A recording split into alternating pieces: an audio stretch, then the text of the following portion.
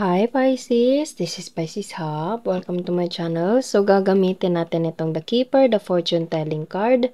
Gagawa tayo ngayon ng think of a person reading. Okay, so you can think of a specific person, Pisces. Pwedeng ito ay konektado sa love, pwedeng ito ay konektado sa friendship, sa workmates, okay, sa bahay, sa family.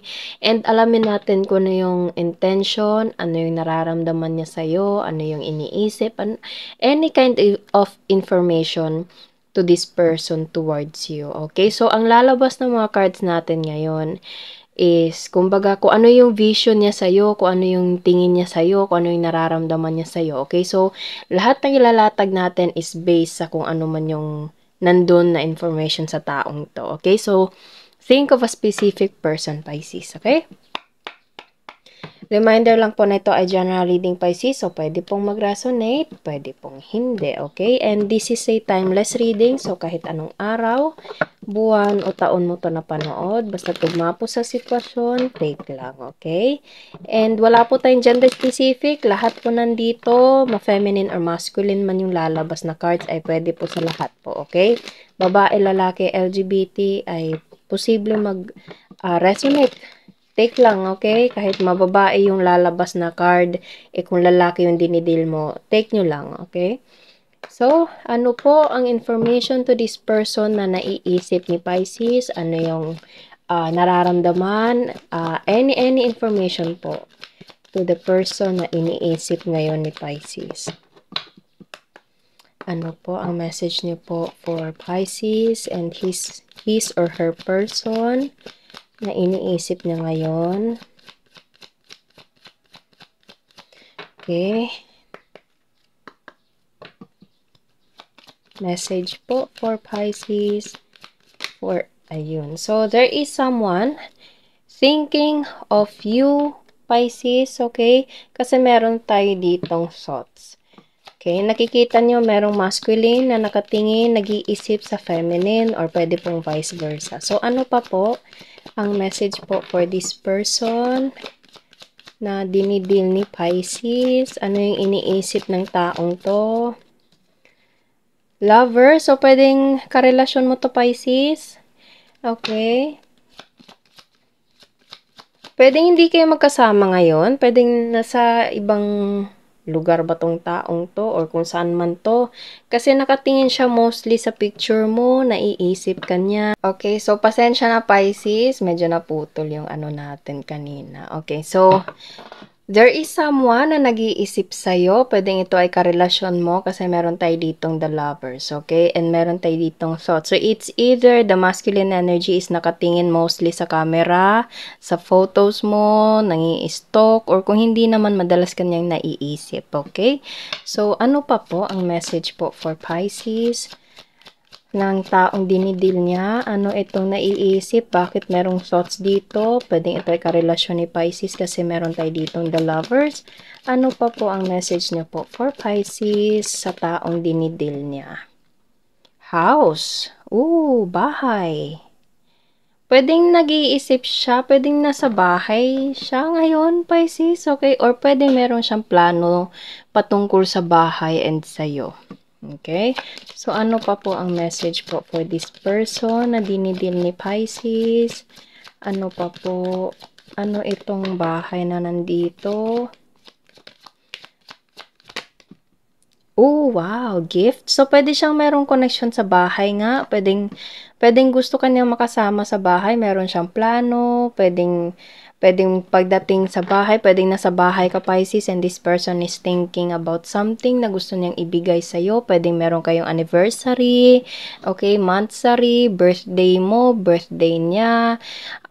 Ano pa ba? Yung mga special occasion nyo na merong connection sa gift. Okay, so, kung hindi naman to literal na gift, pwedeng itong taong to is there's an offer or suggestion or gusto mo ba? Okay, parang meron siyang itatanong sa'yo kung okay lang ba, gusto mo bang ganito, kasama ko, ganyan, okay? Hindi ko masabi kung ano yon kasi iba-iba po tayo, iba-iba po ang sitwasyon ni Pisces, okay? Pero kung ano man ito, maganda yung intention ng taong to. Pwedeng this person have a surprise plan for you, Pisces, okay? And naano talaga siya sa poverty. Okay, so meron feel ko parang kulang pa yung ano ng taong 'to, parang hindi pa niya ma-afford, okay? Pero meron siyang pinaplano, okay? Kaso there's a poverty right here. So, pagkalabas nito nakaganon siya, napansin niyo Pisces, nakaganon siya, okay? Sentro talaga siya dito sa thoughts. So, this person have a lot of plans for you and for him or her, pero yun nga, parang meron lang issue about financial kasi there's a poverty right here. So, medyo kulang sa budget. Pero yun nga, may plano itong taong to. Merong gustong mangyari, merong gustong gawin, okay? Pero medyo kulang nga lang. Okay, so ano pa? Ano pa po ang message po for Pisces sa araw na ito regarding with this person na dinidil niya po? Okay, kunin natin to. There's a child. Okay, pwedeng meron na siyang anak, Pisces, or pwedeng meron kayong anak na, okay? And meron siyang gustong gawin na para sa inyong dalawa, pero yun nga, medyo kulang sa budget, lalo na sa pamilya, sa bahay nyo, sa anak nyo, okay? Pero this person is planning for something para sa inyong dalawa, okay? Meron siyang gustong mangyari, meron siyang gustong gawin para sa'yo, iniisip niya ito, pero medyo alanganin nga lang sa financial and sa responsibilities na kailangang unahin talaga, okay? So, ano pa? Yes, pwedeng nakatira itong taong 'to sa medyo malayo sa'yo, Pisces, long distance kayo, okay? So, it's either siya yung may anak or ikaw yung may anak or may anak kayo, pero itong taong 'to sinabi ko kanina is merong plano, merong gustong mangyari, gusto mo ba? Okay, may offer, may gift, okay? Pero medyo alanganin hindi agad-agad mangyayari kasi meron tayo ditong poverty, okay? So, medyo kapos sa budget kasi kailangan talaga unahin yung mga responsibilities, lalo na sa bill sa bahay, sa mga supply sa bahay, sa responsibility sa mga anak, okay? Pero maganda to actually, okay? Maganda yung intensyon ng taong to sa'yo, Pisces, pero yun nga lang, medyo gipit nga lang, okay? Intindihin mo na lang, okay? And there's the marriage. Sobra kang mahal ng taong to, or pwedeng itong taong to, sinabi ko kanina, is gusto kanyang makasama sa bahay, gusto kanyang maging pamilya, maging nanay ng anak niya, okay? Pwede pong ganun. So, malay mo 'di ba, feel ko pag-iipunan niya ito, feel ko parang gusto niya 'tong mangyari lalo na't meron tayo ditong marriage, house, gift, and lover. So, obviously, this is a love reading na merong connection sa offer. Okay, and meron kayong anak or gusto niya ikaw yung magiging nanay ng anak niya or ikaw yung gusto niyang maging tatay ng anak niya, bumuo ng sariling pamilya. Okay, or pwede meron siyang anak, meron kang anak, okay, or kahit ano man. Pero kung ano man itong intensyon ng taong to sa'yo, Pisces, is so much, kumbaga, genuine, totoo. Totoo yung pagmamahal niya sa'yo, okay? Medyo yun nga lang, kapos nga lang sa budget, pero magagawa ng paraan. Feel ko magagawa naman to ng paraan, okay? And there's a courtship, Pisces. Ito, kayo tong dalawa. Ayan. Yan, kayo to.